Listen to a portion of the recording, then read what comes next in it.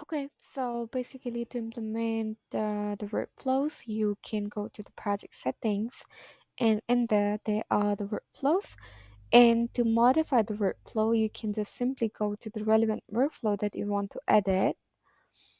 And in there, like, you have different workflows for different issue types. Let's say you have the email request and you want to edit into add some approvals in that one. You can simply do the changes in the workflow.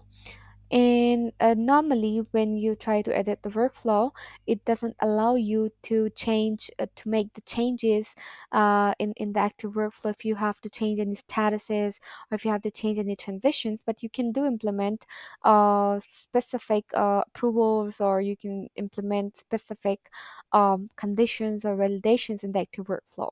So this is all possible. So let's say we have a first thing, so you can add approvals from right here, and you can configure it that which people should be able to approve the specific request that's coming up from the specific people, right? So you can mark it like how many approvals are required, if all approvals are required, and if the transition is being approved, where it should go, and if it's declined, where it goes. So you can put the approval on the statuses right here using the click. You can click on the status, and you can select to add the approvals on that one, right? So this is how you can modify the workflow. And you always have to publish whenever you do some changes in the workflow, because if you don't publish, that will not be starting to visible on your project board, right?